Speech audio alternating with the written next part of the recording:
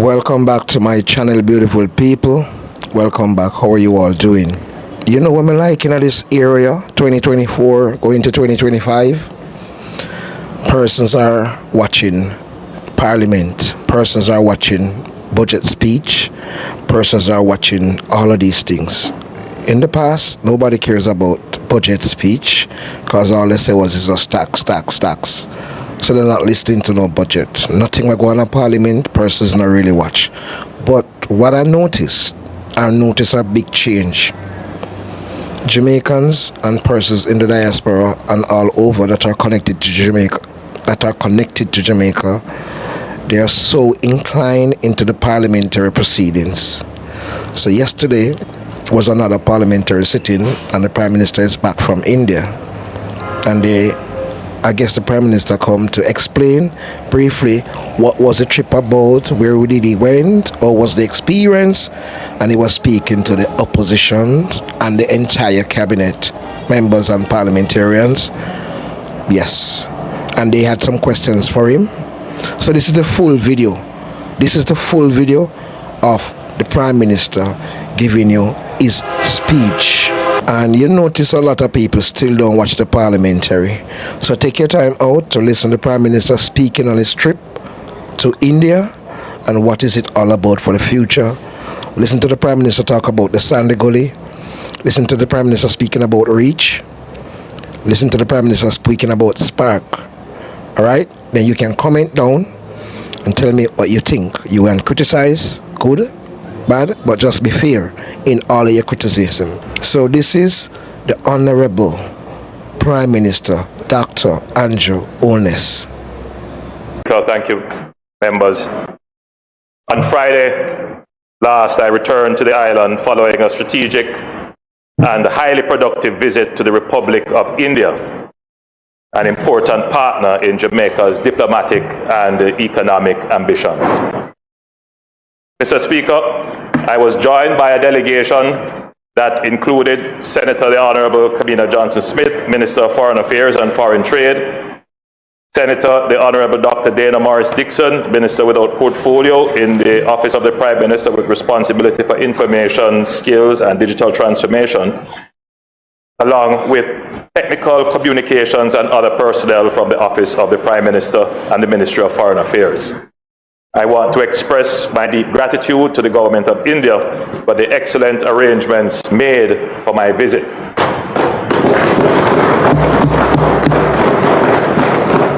Mr. Speaker, the Indian diaspora in Jamaica was well represented and well received. My advisor, Mr. Alak Jan, and two other prominent members of the Indian diaspora accompanied the delegation. Mr. Dushyant Savadia, founder and CEO of the Amber Group, who is also an Ambassador Special Investment Envoy for Technology, and Mr. Kenny Benjamin, founder and Executive Chairman of the Guardsman Group. Both Mr. Savadia and Mr. Benjamin covered their own travel and accommodation costs. Mr. Speaker, the visit to India was long awaited and without question historic for two reasons. First, our relationship with India is deeply rooted in history, dating back to 1845, when the first Indians arrived on our shores. The Indian community has since woven itself into the fabric of Jamaican life, contributing to our food, music, culture, economy, and our politics. This visit was a powerful recognition of those enduring bonds and a step towards strengthening them for future cooperation.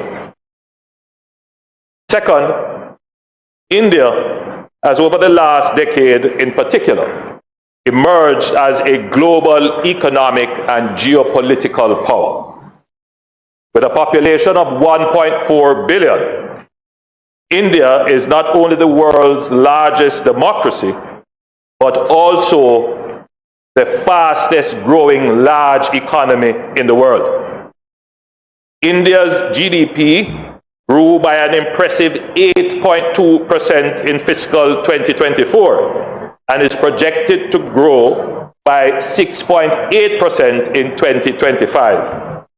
On this growth trajectory, India is poised to become the world's third largest economy within the next 5 years.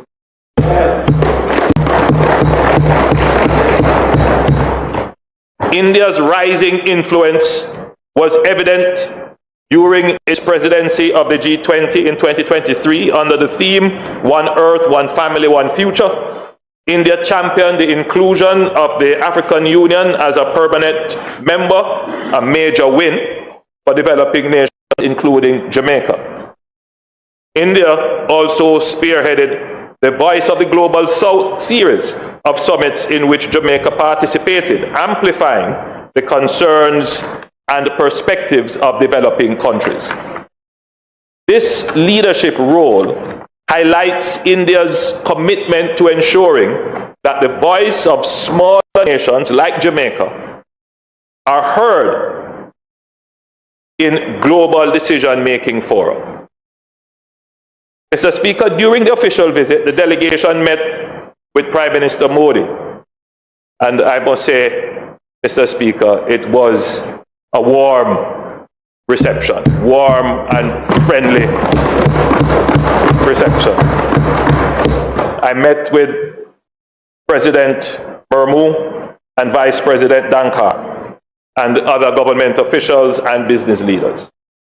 The discussion highlighted the similarities that unite our two nations. Like Jamaica, India is a vibrant democracy grounded in the principles of freedom, rule of law, and respect for human rights. Both Jamaica and India share a proud heritage as members of the Commonwealth nations, with similar legal systems based in English common law. Mr. Speaker, there was a recognition that this common ground strengthens our capacity for collaboration on issues of global governance, peace, and economic development. In fact, Prime Minister Modi characterized the common bond in terms of the 4 C's: culture, the Commonwealth, CARICOM, and cricket.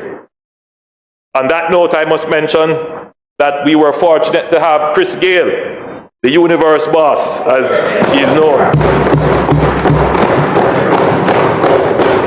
He was with us for some of our engagements. Mr. Speaker, his popularity in India is truly astounding. And he made a special gesture, Mr. Speaker. He signed a cricket bat, which I presented to Prime Minister Modi, and Prime Minister Modi was so very impressed with the gift. I took the opportunity, as we speak about cricket, Mr. Speaker, I took the opportunity to thank Prime Minister Modi for India's support for the lighting project at Sabina Park through a grant of $2.1 million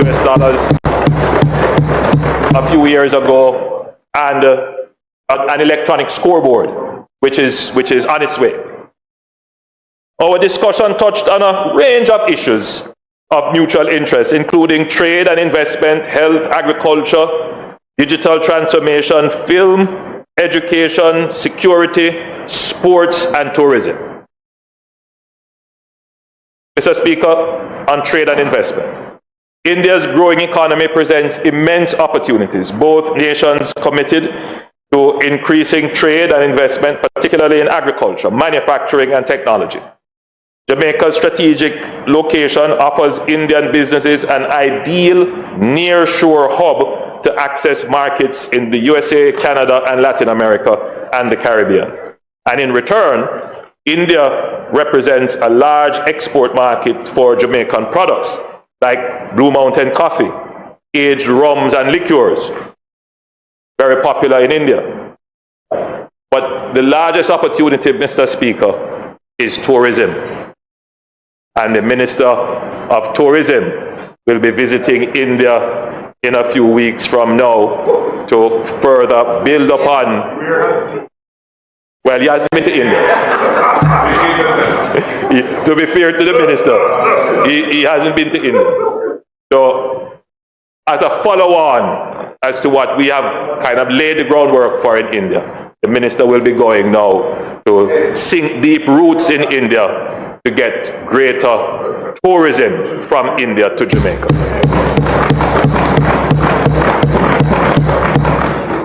In agriculture, we discussed the sharing of knowledge and best practices in critical areas such as mechanization. But I tell you, Mr. Speaker, the most important discussion in agriculture that we had was on affordable irrigation. India has some amazing technology in affordable irrigation. And we also discussed advanced seed technologies and expertise in crop development, agro-processing, as well as investment facilitation and credit support. What I particularly like about the Indian agricultural technology is that they rely heavily on using natural solutions, nature-based solutions, particularly in pest control and enhancing crop productivity. And I think Jamaican farmers would quickly embrace those technologies. In healthcare and medical tourism, we explored how Jamaica's world-renowned tourism industry and India's expertise in healthcare can collaborate to create a thriving medical tourism sector benefiting both nations. Mr. Speaker, if the story is ever really told about Jamaica's investment history, it would be recorded the several missed opportunities that we had as a country. One of them would have been an Indian investment in medical tourism, which went to a neighboring country. And we keep missing these opportunities, which would have made us a stronger economy today. Mr. Speaker, we are not intending on missing any more of those opportunities. We are going to create them. We are laying the foundation for them to be developed, nurtured, and grown. Mr. Speaker, India is one of the largest manufacturer and exporter of pharmaceuticals in the world, with an industry valued at over US $50 billion, supplying almost all countries in the world. Jamaica is exploring strategic partnerships with India to improve the supply and affordability of quality pharmaceuticals for the Jamaican people, thereby reducing the cost of healthcare in Jamaica. Mr. Speaker, we spoke extensively about digital transformation. India's pioneering role in what is called the digital public infrastructure, particularly its biometric national ID and digital payment systems, were of keen interest to us. India launched its biometric national ID program in 2009. By 2023, over 1.3 billion individuals had been enrolled. Population is 1.4. They have enrolled since 2009. 1.3 billion persons on a biometric national ID system. While we are here fighting and wasting time, 1.3 billion people are uniquely identified and are able to access the benefits that technology creates.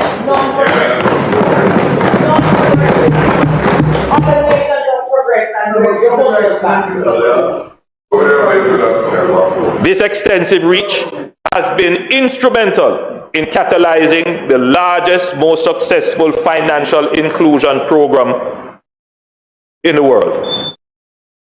Globally, Mr. Speaker. Not your mouth, you can speak if you want. Mr. Speaker.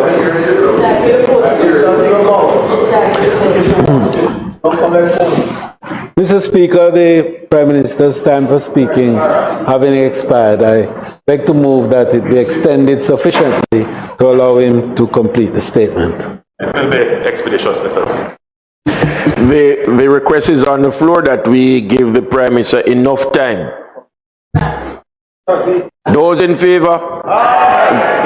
Thank The you, Mr. ayes have Speaker. it. Thank you, Mr. Speaker. Thank you, members. I assure members I will be expeditious in the delivery of the presentation. The extensive reach of this identification system has been instrumental in catalyzing the largest, most successful financial inclusion program globally, with 500 million new bank accounts opened since its inception. And imagine that, Mr. Speaker, Jamaica's population is 3 million. They have 500 million persons with bank accounts, individuals. India has also created a unified payment interface, which is of great interest to us, which is the foundation of one of the most successful digital payment systems in the world, and now accounts for 15 billion transactions per month. 15 billion transactions per month. This has facilitated the efficient transfer of government subsidies and benefits, significantly reducing leakages of those transfers and ensuring resources reach the intended beneficiaries.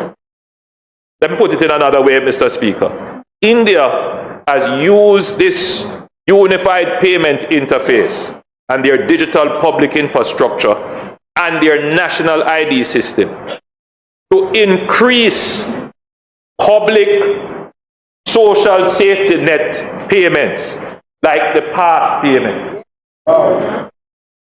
They don't stand up in line to receive their path payments. Because of this unified payment interface, it comes to their phone. Now imagine a population of 1.4 billion people spread out all over to be able to serve the poor and reach all the extremes and far areas. How difficult it would be. But technology has brought everyone closer together. It has cut transaction times, increased convenience, but most importantly, under the old system, there was no way to uniquely identify someone who was in need. So there was a large number of double counting.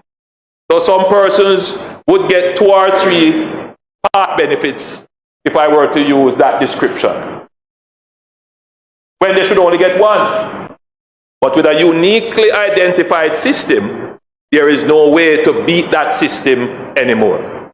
So not only is it more convenient, but more persons are being served because there is less leakage in the system. And what has caused that? Technology.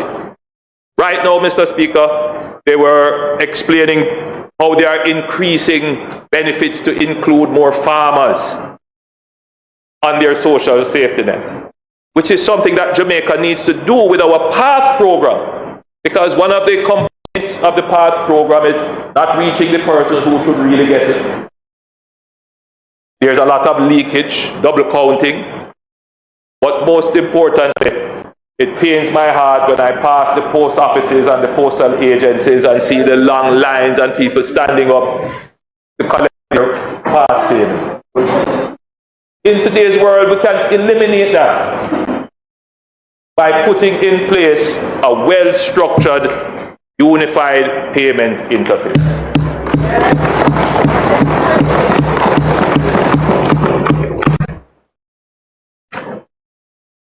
So, Mr. Speaker, we signed a memorandum of understanding which will see cooperation in the field of sharing successful digital public infrastructure aimed at promoting financial inclusion and social and economic transformation, and secondly, on exploring the implementation of a UPI-like digital payment system in Jamaica. Gov't Jamaica will now move forward with implementation, and in the case of the digital payments, that will be led by the Bank of Jamaica. Mr. Speaker, when we talk about the digital public infrastructure, we have already started on this path, and we are already enabling services on this digital infrastructure. You know, I give you the perfect example of how this infrastructure helps. Mr. Speaker, you know, there was a great hue and cry complaint about the processing time at our airports.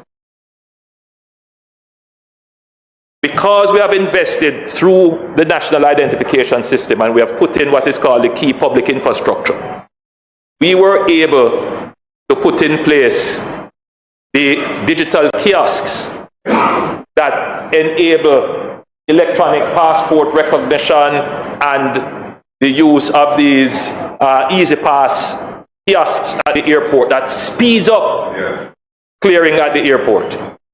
And more of this is to come, which will improve service delivery for the average Jamaican seeking to access public or even private services. And this is only possible because we have started to make the investments in this public digital infrastructure.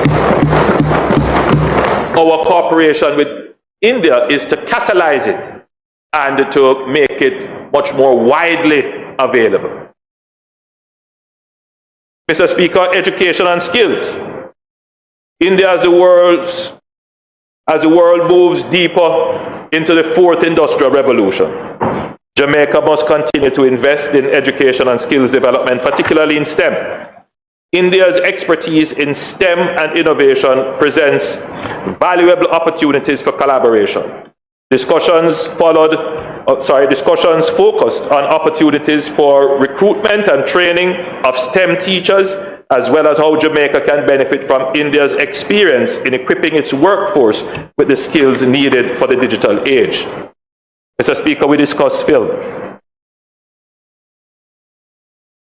Discussions included the possibility of Indian filmmakers from Bollywood collaborating with our growing film industry in Jamaica, particularly because, Mr. Speaker, the government has put $1 billion Jamaican dollars into a film fund. So the possibilities now exist for collaborative efforts between Indian filmmakers and Jamaican filmmakers on areas of common interest. You know, it's not far-fetched to see a documentary on cricket. That would be a massive and important cinematographic work if it can be done. We could also see films on the Indian diaspora in Jamaica. So there are great possibilities here that should be explored. Tourism, as I had mentioned, Mr. Speaker, we have had discussions on those, and as I had mentioned, the Minister will be going to India. And Mr. Speaker, on sports, we focused on Jamaica's prowess in track and field and India's success in cricket and chess, and we signed a memorandum of understanding which would see cooperation in those areas, particularly the exchange of coaches. We had some additional meetings, Mr. Speaker. Minister Johnson Smith and Minister Dana Morris-Dixon spent an additional day for important meetings which focused on their respective areas. Minister Johnson Smith met with the Dean of the Sushma Sarawaj Foreign Service Institute of India to discuss joint curriculum development and training courses in building on the MOU that was signed in 2020 with the ultimate aim of developing a Foreign Service Institute in Jamaica. Minister Morris-Dixon and other members of the delegation met with the Unique Identification Authority of India, the National Payments Corporation of India, and the National Institute of Electronics and Information Technology, which included a visit to an AI lab. Further discussions are underway regarding a partnership between the National Institute of Electronics and Information Technology and the Heart Trust NTA, including setting up one or more AI labs, that is artificial intelligence labs, in Jamaica. Mr. Speaker, while in India, I officially opened the Indian High Commission in New Delhi. The resident mission has been operational since 2020, and the official opening had been planned for April 2020 when I was originally scheduled to visit. Mr. Speaker, the road in front of the High Commission was renamed Jamaica Marg or Jamaica Road. This is a profound symbol of the enduring friendship between Jamaica and India. Jamaica Marg will forever stand as a reminder of the strong bonds that unite us and the potential for even greater collaboration in the years ahead. I extend heartfelt congratulations or gratitude to Prime Minister Modi and the Government of India for this gracious gesture which strengthens our partnership and elevates Jamaica's presence in India.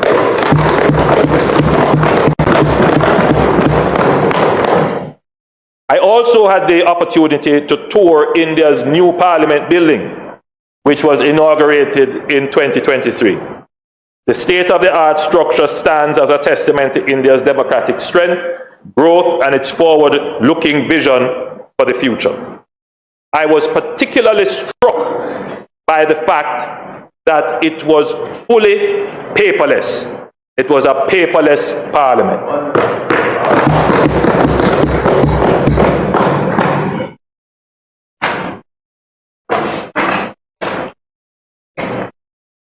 I was particularly struck, as I said, that it was a paperless Parliament, but it embraced all digital technologies that could enhance the function of the Parliament. The new Parliament stands in contrast to the old colonial era building, which had outlived its useful life, and is a powerful symbol of the shift from India's colonial past to its vibrant, independent future. Mr. Speaker, I left the Indian Parliament with a renewed inspiration and determination to move forward with our own Parliament.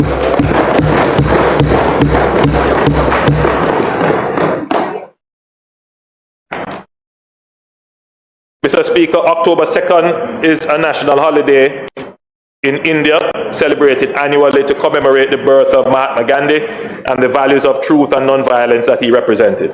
I had the honor to pay homage to him by laying a wreath and planting a tree at the Gov't, his final resting place.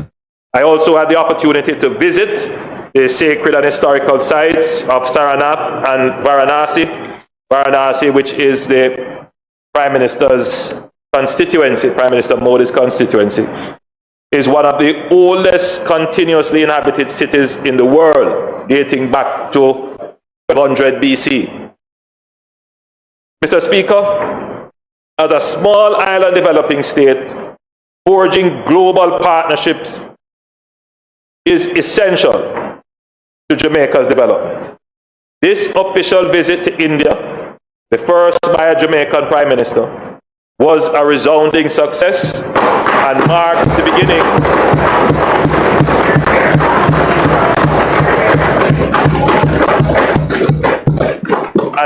beginning of a new era in Jamaica-India relations. India, as one of the world's fastest growing economies and a leader on the global stage, offers Jamaica immense opportunities, and this visit has unlocked the doors to deepening our partnership and strengthening our cooperation in years ahead. Mr. Speaker, my administration sees foreign policy as an important exercise to ensure our international and global political interests are served multilaterally and bilaterally. However, my administration believes that foreign policy is also a powerful instrument for the promotion of our economic interests. In the past era, in which some still reside, the measure of a successful trip would be a readout of grants and gifts. It is always good to secure those. However, the era in which this administration has moved Jamaica is that of seeking our economic independence to secure our growth and prosperity as a nation.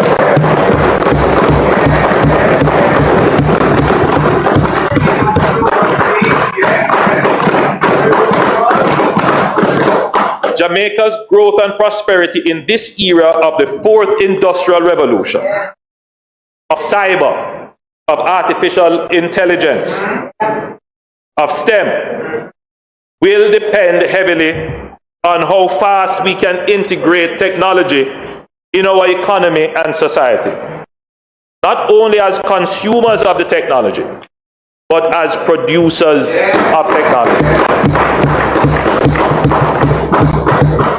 India and other countries, developing countries, they face the same development challenges as we do. However, they have charted a pathway of solutions that can be customized to our specific conditions.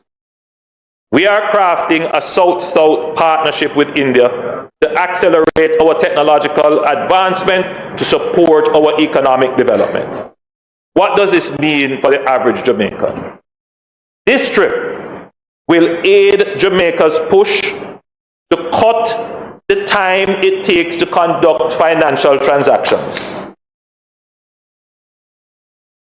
We really should commission a study to see the time that Jamaicans lose standing in line in banks, at the tax office, at all the other places where they have to get served by public institutions.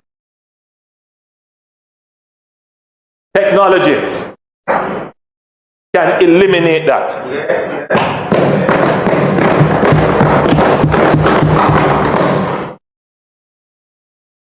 This trip will aid Jamaica's push to cut the time it takes to conduct financial transactions, the time it takes in bank lines, the time to collect the path payment, or to do business with government.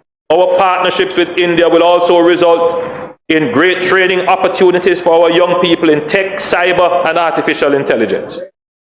This is where the jobs of the future will be. This trip has great meaning and value for the average Jamaican.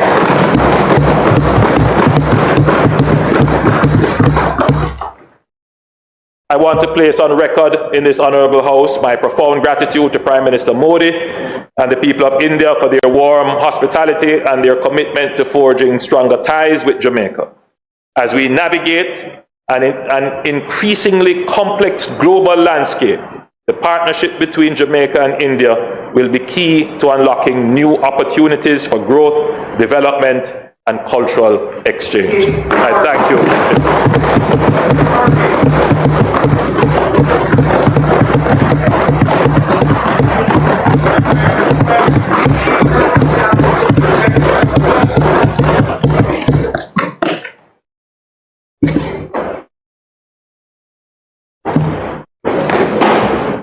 Thank you very much, Mr. Speaker. Mr. Speaker, let me thank the Prime Minister for giving an update on his trip to India. In fact, when I spoke in the sectoral debate, one of the things that I said was that it is time to ensure that our foreign affairs is not foreign to the everyday Jamaican. And so I want to thank you for the in-depth presentation that you have made in terms of the update on this particular visit. What this allows when we have this kind of discussion and when we enumerate and reiterate what these cooperations and discussions entail, it brings it a little closer to the Jamaican people.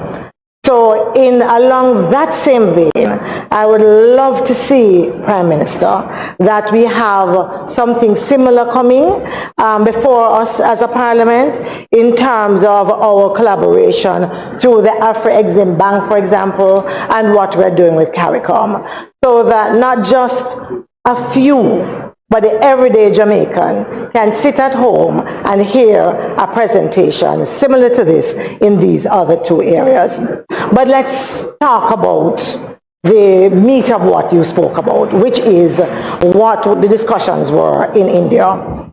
There is absolutely no doubt that we have shared a long history with India. We know the days of indentured servants between 1845 and 1917, right, as the foundation. In fact, well do we know that Norman Manley was actually inspired by the philosophies of Mahatma Gandhi. And that has been no secret. So from way back, I want to applaud some of what you have placed on the table in terms of areas of collaboration, in particular in terms of the digital divide, the tourism and cultural exchange, film, and all of that. Prime Minister, it struck me as I listened and read, trying to do both at the same time and to internalize, that although it was mentioned peripherally that we did not get the kind of in-depth, I don't know if it was part of the discussion or if it is the second round of the discussion or if that is to come. We heard about using technology in government and all of those other things which are needed and which are to be lauded, let's be clear.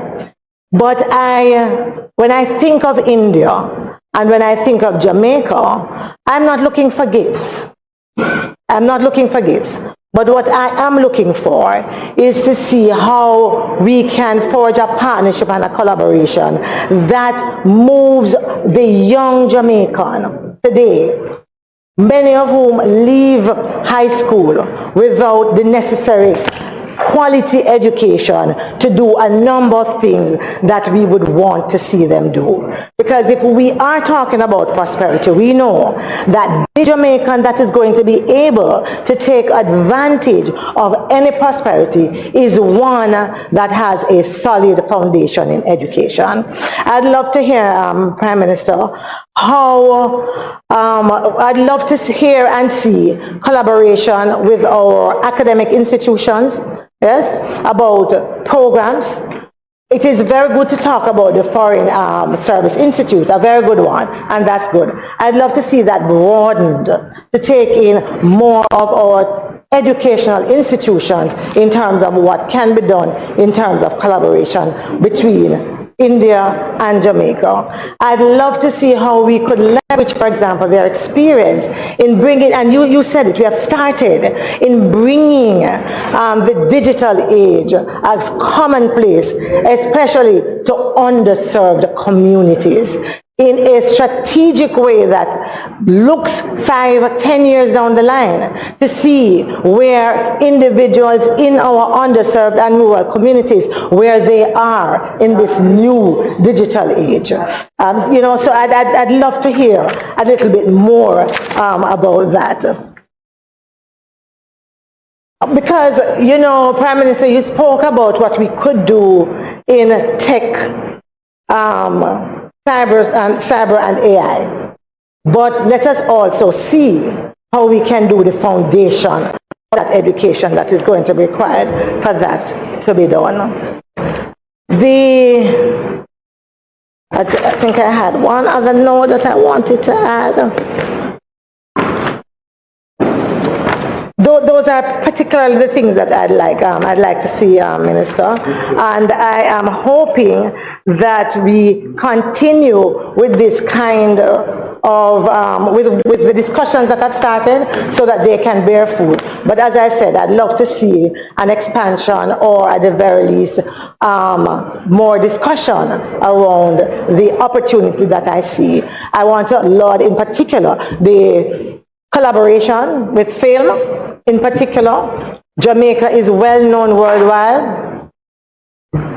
Member, I thought you were wrapping up a while ago, so I give so another minute. I was ending, Mr. Speaker, by saying that I liked the venture in terms of film, because Jamaica is known as a country with a very strong theater background, but I don't think that we have made the mark in film as we could have with that kind of a strong grounding in theater. And that would have been my last point. Mr. Speaker, I wish to thank the member for her intervention and to reassure her that the Minister of Foreign Affairs does deliver in the Senate quite extensive presentations on the various trips, particularly for CARICOM. when I go on trips, Mr. Speaker, I do try to make a presentation, particularly official visits. In this particular case, this official visit was more than just a courtesy. It was to develop a strategic partnership for our economic development. And a critical linchpin in that strategy is the upskilling of the Jamaican labor force to become a labor force that can garner high wages by virtue of high productivity. Criticized as a low growth, low wage economy. And, you know, maybe that's just a phase we are in development. But we can easily rise from this if we are instrumental and strategic and deliberate in what we're doing.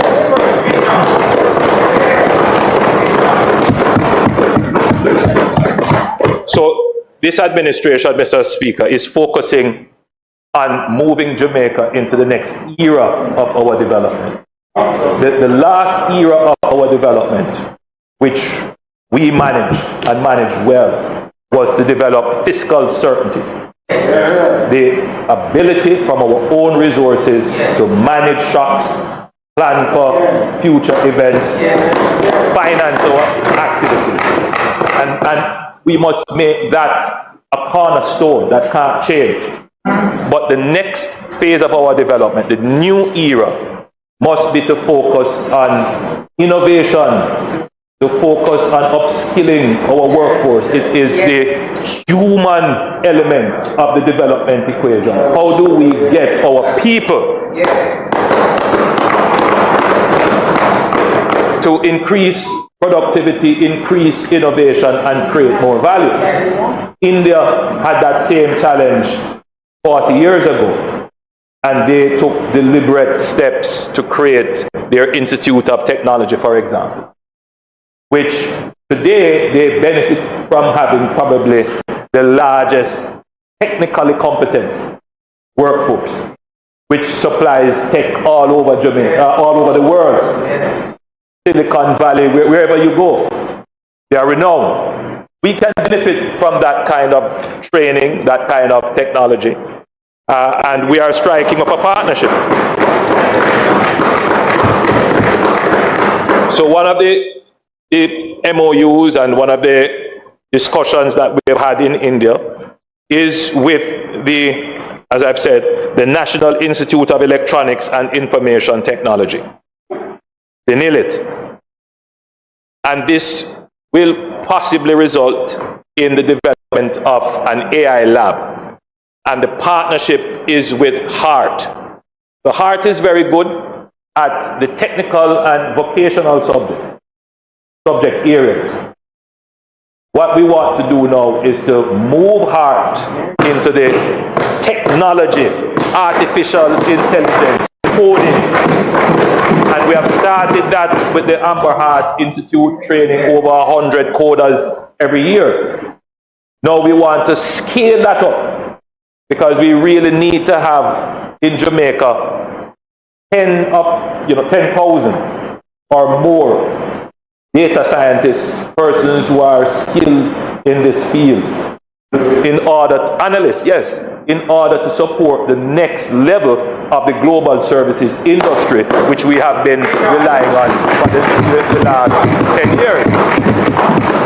So we have to make these kinds of strategic steps. So all of what is here, Mr. Speaker, to some they can't see the vision. They don't understand it. And I understand they don't understand. But for those who understand it, they know that what we have managed to do with this partnership and this visit is not just diplomacy, but strategic economic policy. I thank you, Mr. Speaker.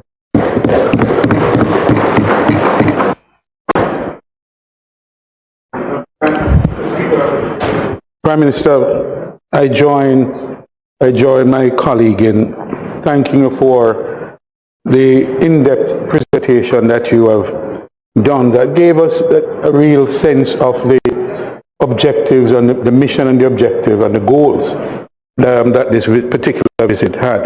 Just a few questions I want to ask. First of all, let me comment on the Foreign Service Institute, which is a long-standing project, and I'm glad to see movement from India in that. We've had movement in other direction, but I think the movement from India is particularly helpful because of the common history and the future that I believe we'll have together going forward.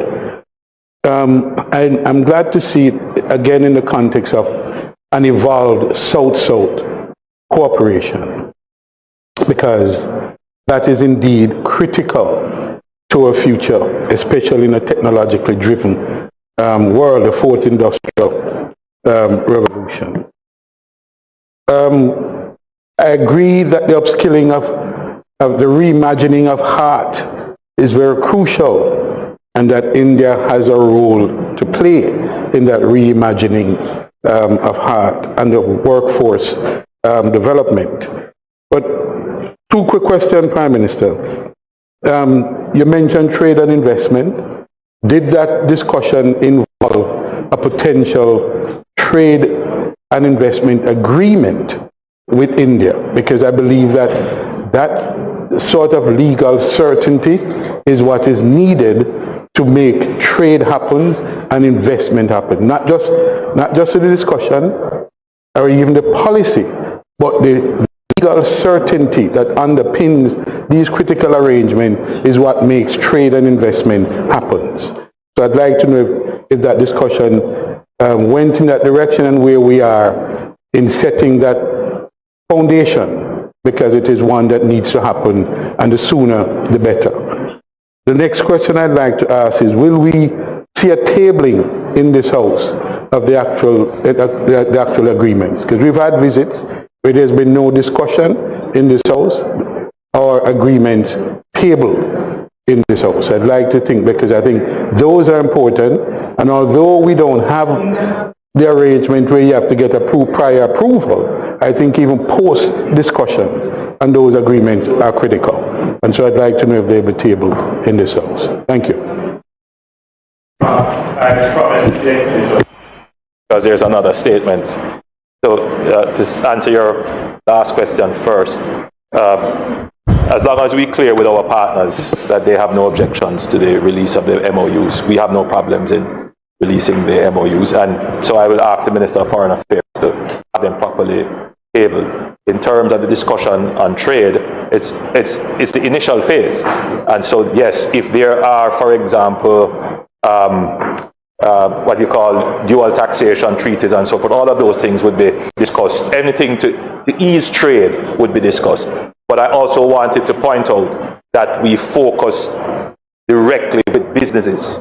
We met with Indian businesses who have an interest in Jamaica. So yes, so in addition to looking at the legal requirements and the institutional requirements to facilitate trade, we actually met with persons who are starting investments here, considering investing here, or who are just exploring investments in Jamaica. And that particular meeting with the Indian Institute of Commerce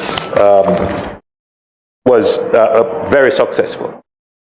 Mr. Speaker, members, I thank you.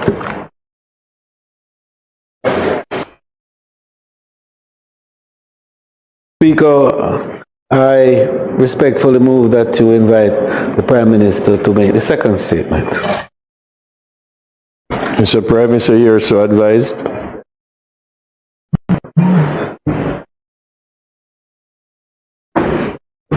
Mike.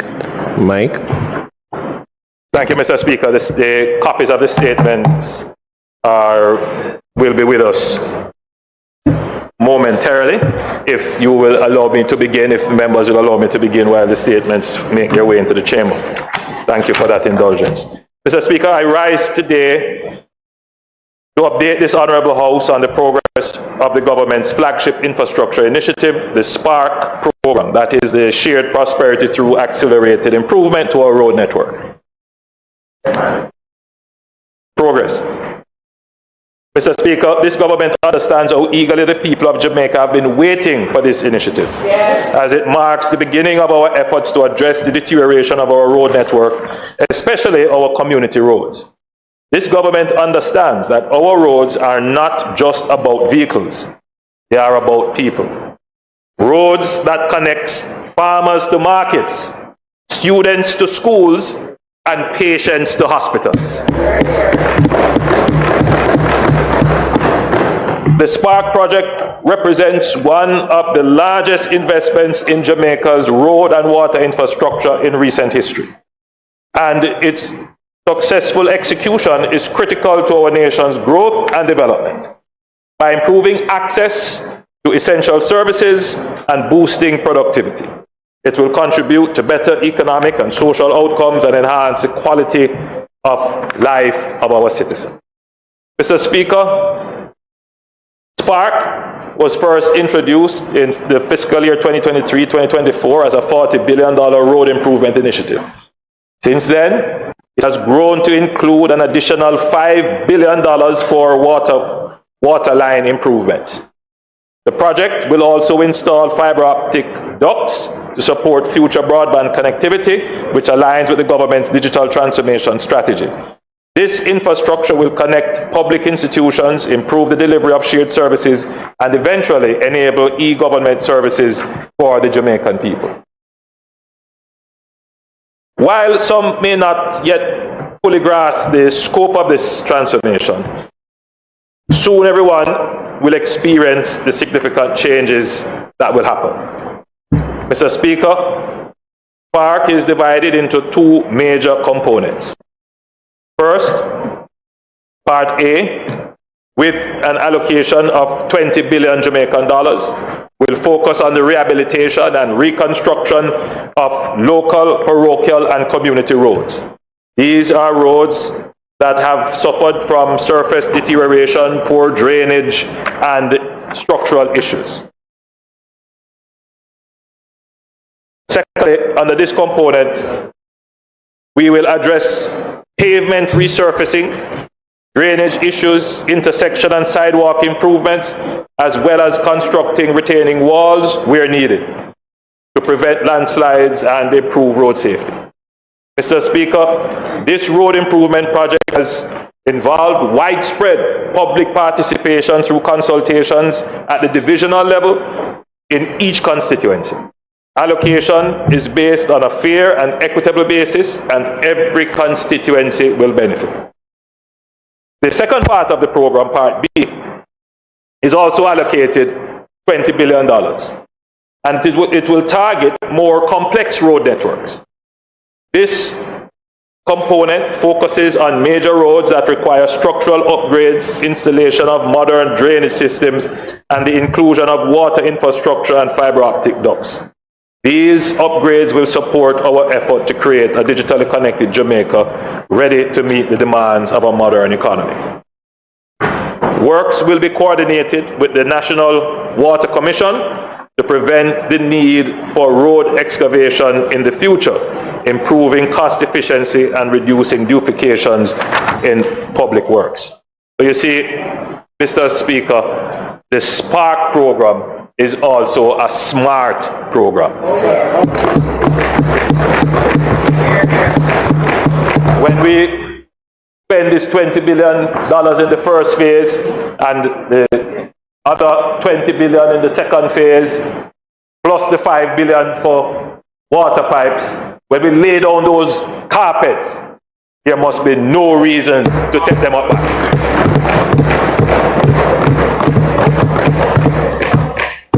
Mr. Speaker, the Government of Jamaica is committed to ensuring that this project is executed with the utmost transparency and accountability.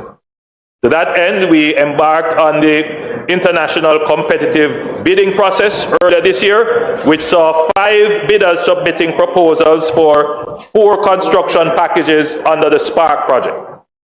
The process was conducted in line with international best practices to ensure we attracted the best contractors from both local and international firms. Following the evaluation of the bids, 1 contractor emerged as the preferred bidder for all 4 packages.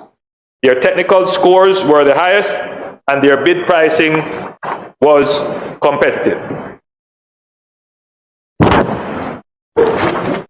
In response to these higher than expected bids, the Government of Jamaica negotiating team, which includes representatives from the Ministry of Economic Growth and Job Creation, the Ministry of Finance and the Public Service, the Ministry of Local Government and Community Development, the National Water Commission and the National Works Agency, engaged in several rounds of negotiations to reduce the overall contract price. These negotiations were necessary to ensure that we are receiving the best value for money while still achieving the scope and quality of work required. Mr. Speaker, I am pleased to report that the negotiation process has been successful, resulting in a reduction of the total contract price. Additionally, negotiations regarding the waterline works component of the Spark project were also completed with the preferred bidder and the Government of Jamaica negotiating team, agreeing to a suitable price for the $2 billion budgeted for the waterline components. The NWC, responsible for procuring the necessary materials for all projects. Well, the NWC will be responsible for procuring the necessary materials for all projects. This approach will allow for a more streamlined execution of the waterline works and road improvements. Mr. Speaker, in recent days, there has been considerable debate regarding the perceived sidelining of local contractors and the potential impact on the industry. As such, I would like to clarify the role of local contractors in the Spark project. Spark will be implemented island-wide and is expected to engage several local contractors as subcontractors, bringing significant benefits to the local construction industry, including job creation and skills development. However, it is important to note that the selection of these subcontractors will be made by the main contractor in accordance with the terms and conditions of the main contract. While the government will exercise its statutory role to ensure fair wages, labor conditions, and compliance with health and safety standards, the principle of privity of contract must be respected. The contract is with the main contractor, and it is the contractor that the government will look for or will hold accountable for the timely project delivery and quality of work. Though concerns have been raised about the performance of local contractors, I want to emphasize that the government that I lead has strong confidence in our local construction industry. We can always improve, but I believe that we have enough skills, competencies here for our local contractors to participate effectively in the Spark program. Mr. Speaker, honorable members, the Spark project is not just about upgrading roads, it's about transforming the lives of people. Better roads mean better travel, reduce transportation costs, and improve access to jobs, education, and healthcare. It means that farmers in rural communities will be able to get their produce to market more efficiently. It means that businesses can thrive because goods and services can move more freely across the island. And importantly, it means that we are laying the groundwork for a digitally connected Jamaica with the integration of fiber optics in our road infrastructure. We are not just building roads, we are building a better future for Jamaica. Yes, Mr. Speaker, we are sparking prosperity for Jamaica.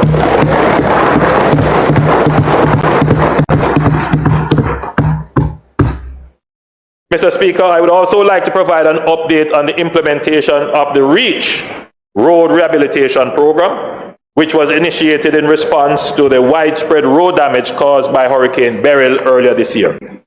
After the completion of the procurement process and delays due to weeks of heavy rains, I am pleased to report that work has now begun under the program. Currently, patching efforts are underway across various constituencies, and these activities will be significantly escalated in the coming days to address the backlog of repairs. The phased nature of the program remains as previously outlined, with each constituency allocated $20 million for the necessary roadworks, including pothole patching, small-scale rehabilitation, and minor drain improvements. The National Works Agency is actively overseeing the implementation to ensure efficiency and accountability. The NWA will also engage in the rehabilitation of main thoroughfares of over $600 million to complement works on community roads. Mr. Speaker, this $3 billion program is necessary and essential to provide greater well-being for our commuting public. While we welcome this progress, we must also acknowledge that there will be some unavoidable disruptions to traffic flows as the work intensifies. I therefore appeal to the commuting public for their patience and understanding, as these inconveniences will result in much improved road conditions. We will allow you. The Prime Minister's time for speaking having expired, I beg to move that it be extended by 5 minutes to allow completion of his presentation. The request is, and those in favor? Ayes have it. Mr. Prime Minister. Mr. Speaker, I do hear the cry of the commuting public that it seems as if the contractors who are given the job to repair the roads decide to repair the roads in peak hours. It's a complaint that has been made to me on several occasions. So, Mr. Speaker, I'm using this forum to direct the Minister without portfolio, who has direct oversight on these particular matters, to ensure that the contractors who are doing the patching exercise some amount of discretion in the time that they choose to do these roadworks, Mr. Speaker. I'm giving that publicly as a directive to the Minister. So I urge all members of Parliament to continue working closely with the National Work Agency to ensure that the program is executed within the timelines established and that we maximize the impact of every dollar allocated for this essential work. I raise the point, Mr. Speaker, because we have allocated by constituency $20 million, $10 million to the end of the year and another $10 billion in the beginning of next year. But if the MPs don't send in their work schedule and programs on a timely basis, the citizens can't feel the benefit. And therefore, I'm encouraging members to please, as quickly as you can, send in your work program to the NWA. Mr. Speaker, I know that Jamaicans are eager to know if their road will be selected for improvement under the Spark program. So may be disappointed if their communities are not included in this phase of Spark. However, we have worked hard to make the project as fair and equitable as possible. Spark has been the most consultative road improvement initiative in the nation's history. Through town hall meetings, the Spark program actively sought input from residents, ensuring that their voices were heard in making the priorities for the roads to be fixed. This inclusive approach has not only fostered greater transparency and accountability, but also ensured that the program targets areas with the highest impact on daily life, economic activity, and safety. Under each component, whether main roads or local roads, every constituency will benefit. For constituencies with more roads, they will receive additional allocations based on the length of the roads that they have. In the coming days, the government will engage a public relations firm to launch a public awareness campaign for Spark. Citizens will be informed about which roads have been selected for improvement and other key project details, helping to manage public expectations. As we prepare to enter the construction phase of the Spark project, We are committed to carrying out the work with efficiency and professionalism, ensuring minimal disruption to the daily lives of our citizens. Mr. Speaker, the Spark project is a vital part of our national development strategy, and I am confident that its successful execution will bring about lasting benefits for our people. I wish to assure this Honourable House that the government remains fully committed to ensuring that this project is delivered on time, within budget, and to the highest standards of quality. The road ahead will require continued focus and collaboration between all stakeholders, and I look forward to updating this House as we continue to make progress on this critical national project, which is expected to commence is expected to start in this quarter.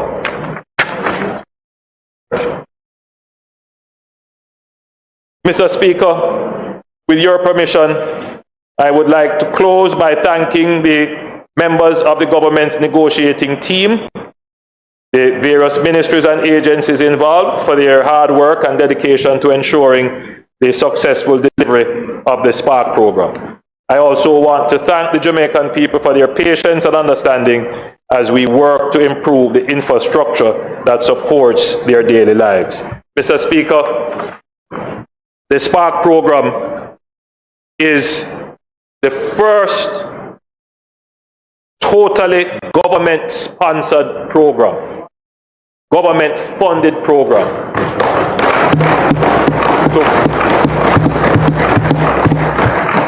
to focus on the rehabilitation of our road network. I make the point as I close, Mr. Speaker. We have been experiencing bad road conditions for over 40 years. It is not just yesterday that Jamaica has had bad roads. We were promised pothole-free from 2003. I am not in any way criticizing a genuine promise that was made, a genuine aspiration, because it's an aspiration, and there is nothing wrong with the aspiration. But, Mr. Speaker, we must recognize the difference between a dream and a vision.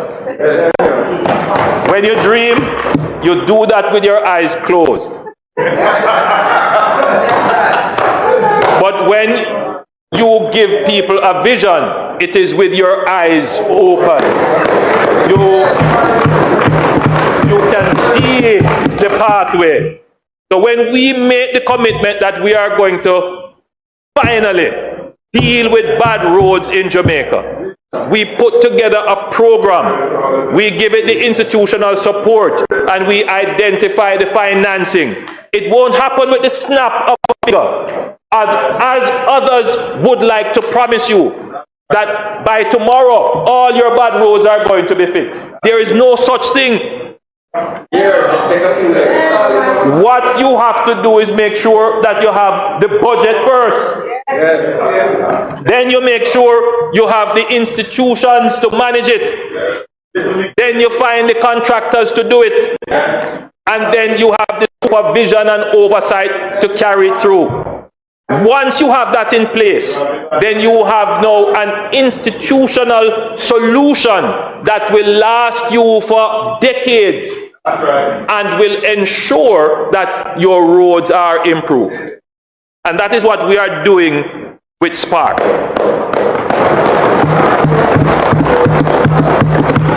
So, Mr. Speaker, I am not here to tell you that everything is going to be, by the wave of a magic wand, all your roads are going to be fixed overnight.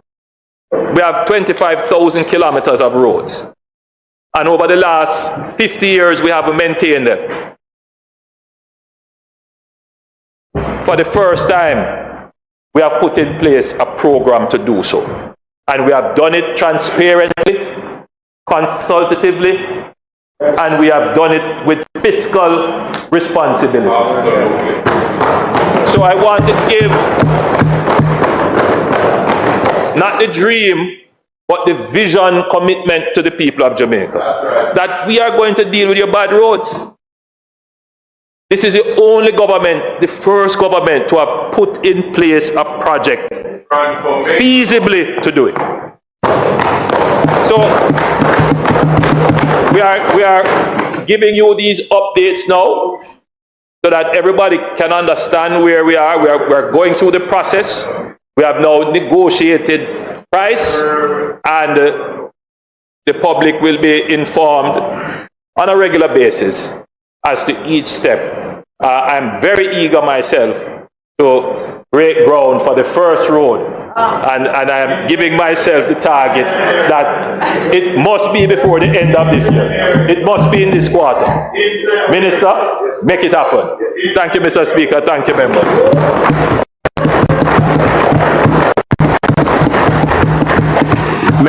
Member from Manchester Northwestern.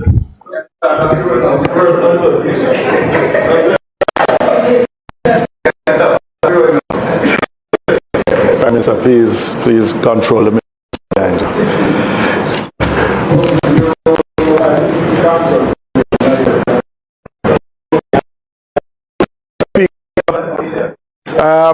We understand, and I'm sure the country as a whole is happy to hear the update from the Prime Minister on the Spark program and the REACH program.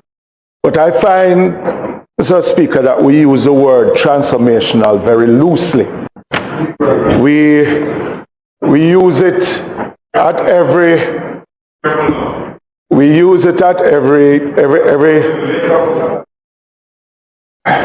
You spoke earlier and I did not disturb you. Good, sir. We use it at every whim of being transformational, that spark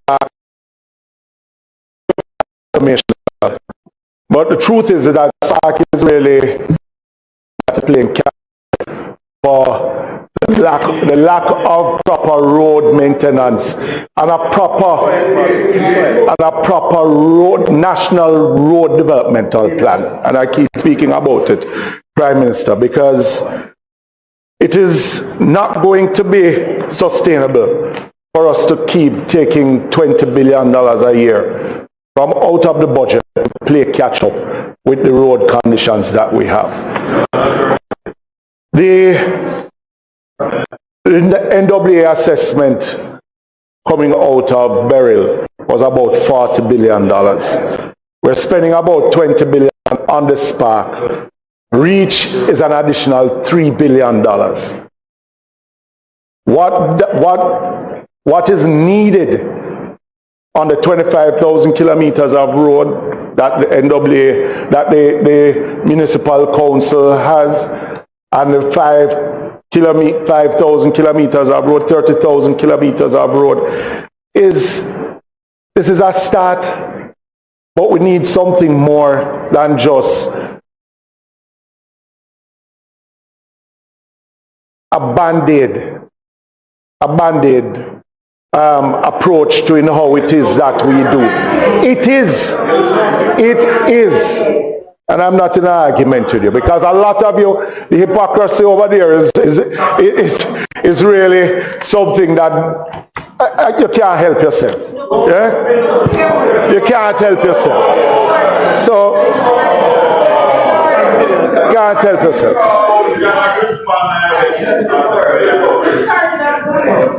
And why I say, why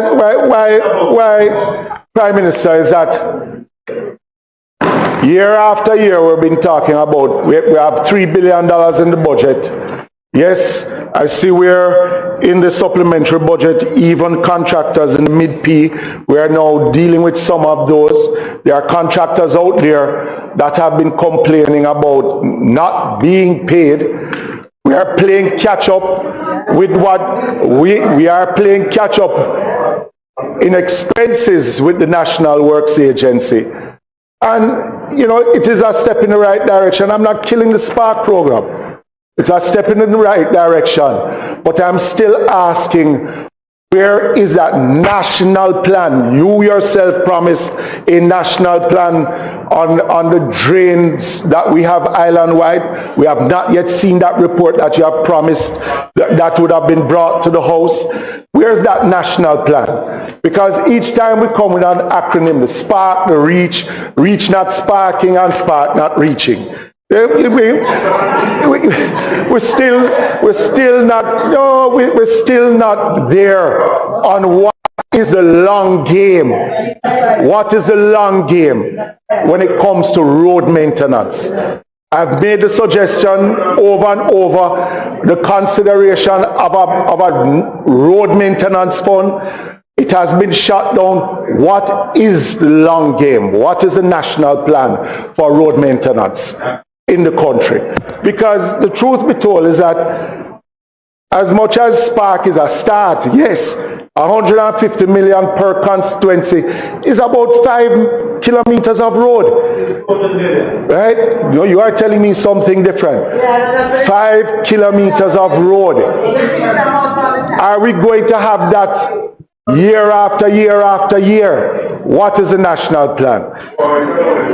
Prime Minister, in your statement you say one contractor has been engaged as a preferred bidder. Is it possible?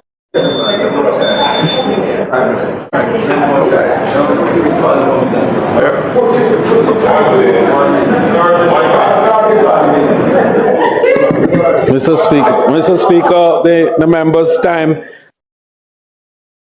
expired. I move that it be given 5 minutes to complete the presentation. The request is for an additional 5 minutes for the member. Those in favor? Those against? Ayes have it. Member, 5 minutes.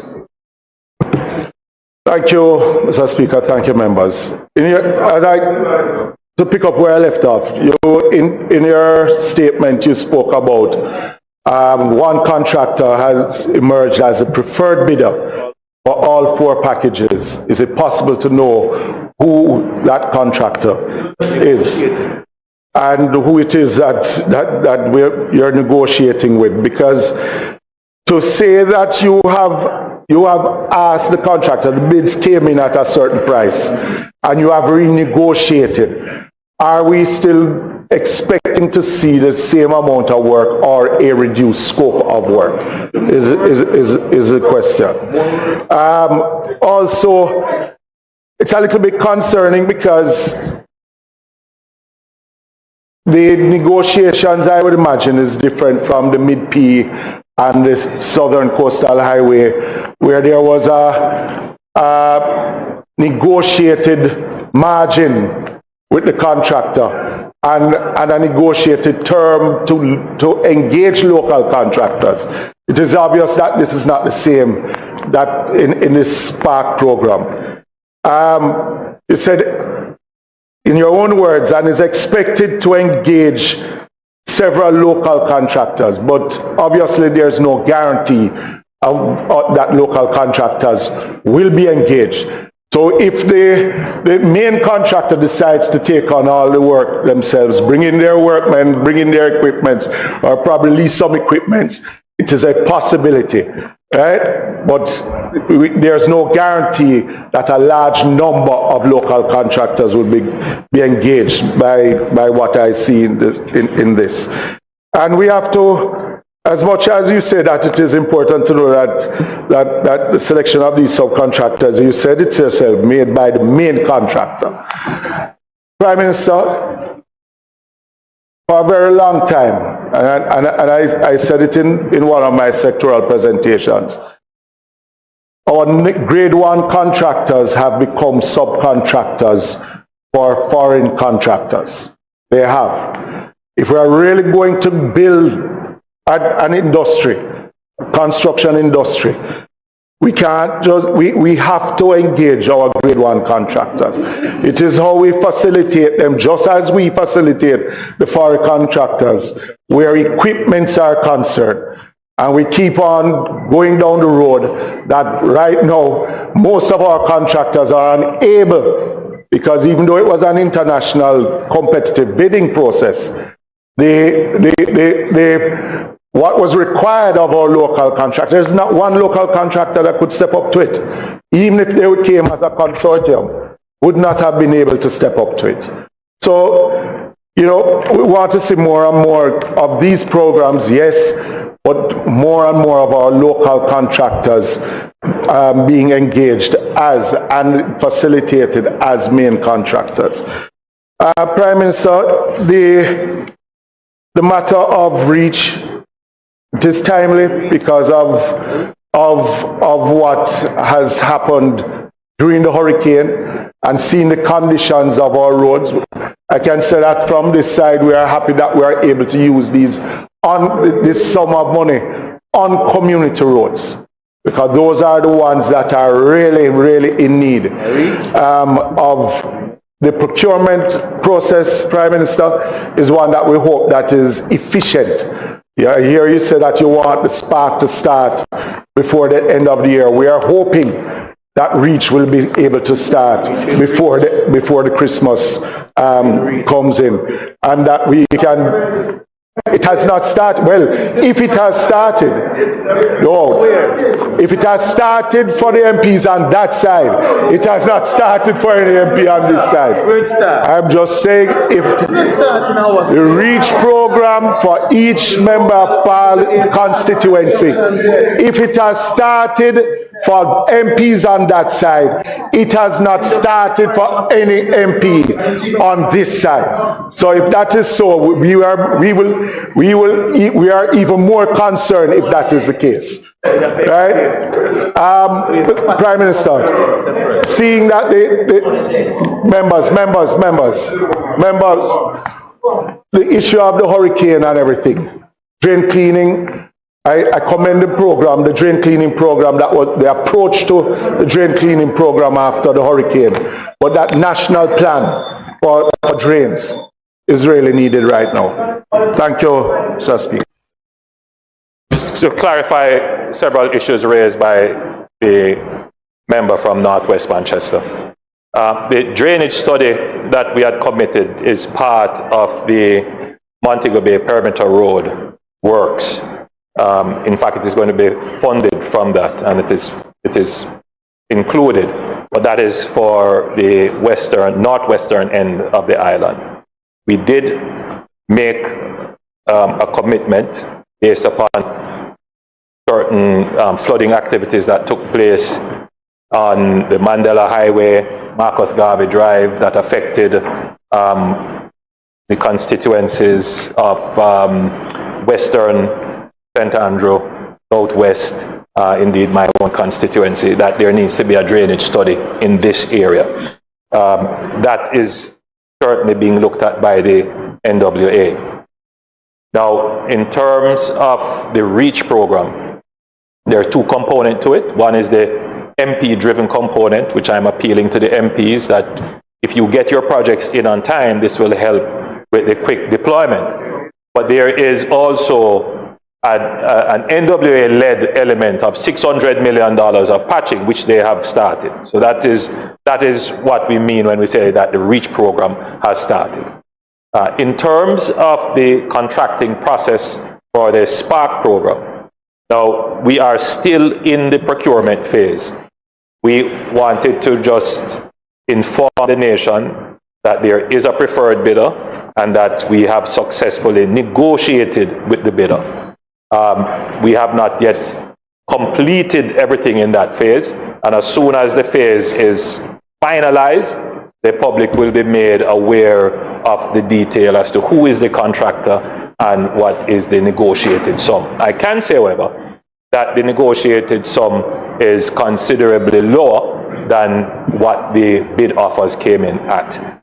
And it is something that as a government we have to look at, what we put out versus what we get back from the various bidders. Sometimes, quantum difference in terms of what our engineering estimates are versus what the international bidders say. The member from Northwest Manchester makes the valid point that we should invest in our local contracting capacity. And I want to make it absolutely clear that the government supports our local contractors. And that is why it is a requirement of the Spark contract that local contractors must be used to execute the work. It is something that we have to acknowledge, however, that we do not yet have enterprise scale contractors, but we would like to see those develop.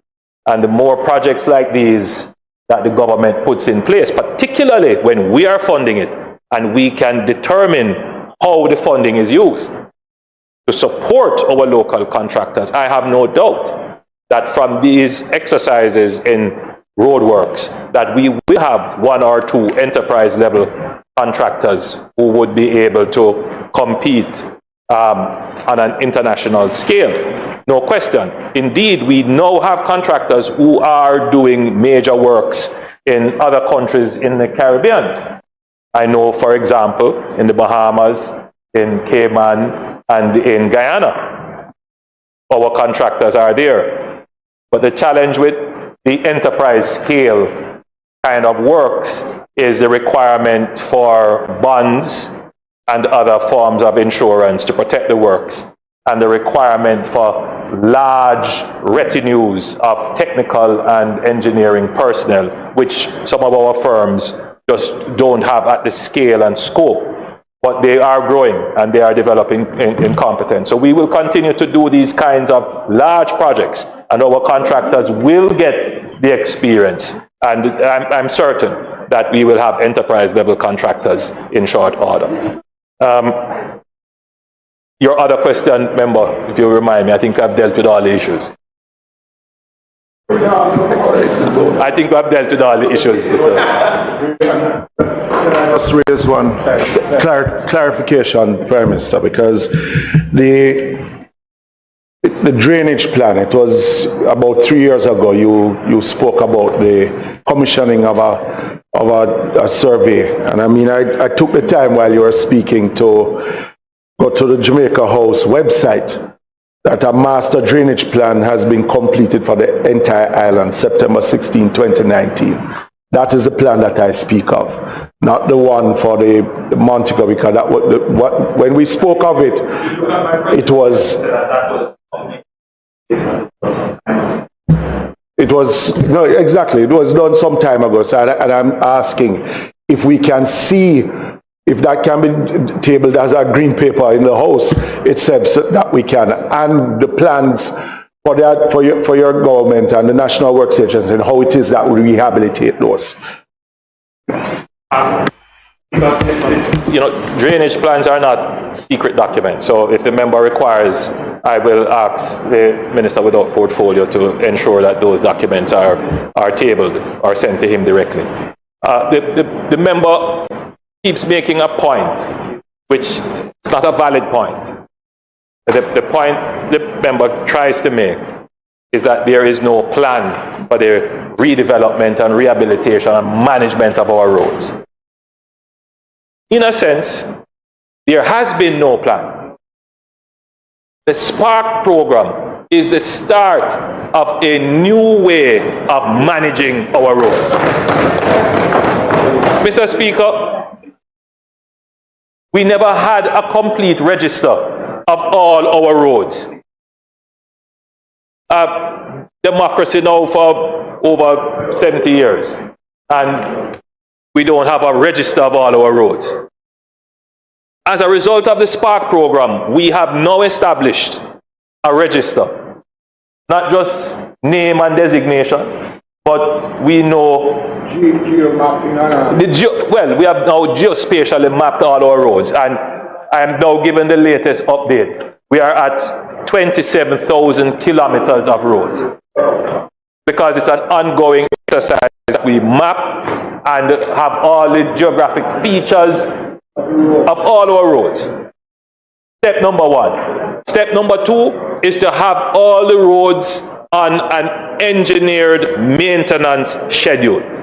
So we know What is the useful life of this road? When will it be required maintenance and the fiscal budget to match that? And that's what we're doing. So it is not true or fair for the member to suggest that this administration has not taken an instrumental approach to the management of our roads. The truth is that in the last 50 years, Mr. Speaker, it is this administration that has been systematic, deliberate, and instrumental in developing a plan, not a dream, but a real vision for improving the quality of our road network.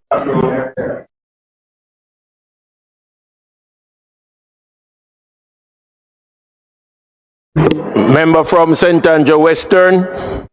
Prime Minister,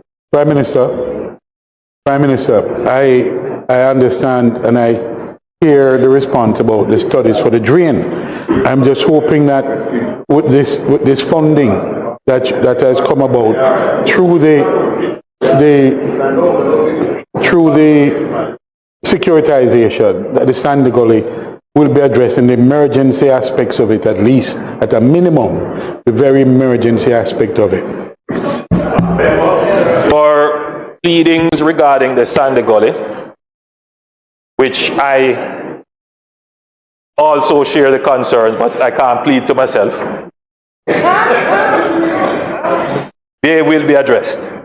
The NWA has been tasked to work on a comprehensive plan, and you know, we are going to do something significant on the Sandy Gully. It is so, Mr. Speaker, just to be clear, the Sandy Gully is an emergency because of the communities that have sprung up along the Sandy Gully, in fact, on the banks of the Sandy Gully in many instances. And the compromised inverts and walls could create major catastrophe. And I want the public to understand that we are seized of it. The challenge is, Mr. Speaker, the magnitude of the intervention that would be required. And so we have to plan it out very carefully. No, which is the point I'm making, that we are going to have a major intervention to rectify the areas that are most at risk. So it is being developed now as we speak. I want to give you the assurance, because it's not just your community, it's mine, it's the Minister of Finance, it's Minister Truck and member from North Central St. Andrew that are affected. So it affects many constituencies.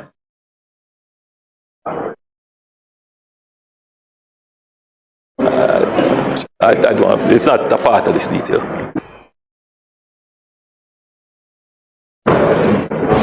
Just one very quick question, Prime Minister. Let me make sure it is a properly worded question.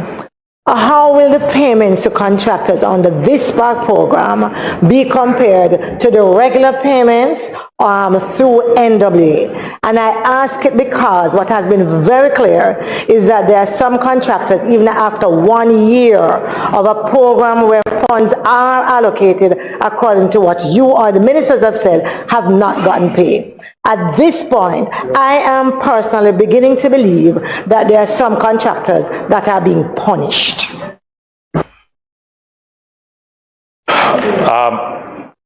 Mr. Speaker, the member from St. Andrew South West, obviously collaborating with her colleague from Manchester Northwestern, has asked a question that I will answer very carefully. First of all, let me dispel any notion that there is any targeting or favoritism in the payment of contractors. In fact, contractors complain to me universally about the slow pace of payment coming out of the NWA, and that's no secret. Over the past few months since I've asked Minister Morgan to look at the issues there, which would include the systems of payment and looking at the backlog of payments. The member from Northwestern mentioned that when he looked in the supplementary, he saw that there was a significant attempt by the government to address some of the backlog. The issue is, member, and we have to admit when there are issues, we should never allow the backlog to grow to the extent that it has. There are considerations. For example, if we have unexpected events such as a hurricane or heavy rains where we have to just issue the works using the respective procurement measures, and those costs are incurred, we didn't budget for them, and therefore there is a backlog. We are cognizant, however, that it is a financial impact on the contractors because their resources are tied up waiting on the government to pay, which is why we have made an allocation of, we have paid $1.8 billion since June to contractors to try and clear up outstanding amounts. I want to assure you, member, that we are doing our best and we will continue to clear the outstanding backlog. Thank you, Mr. Speaker. Thank you, members. House Leader. Announcement.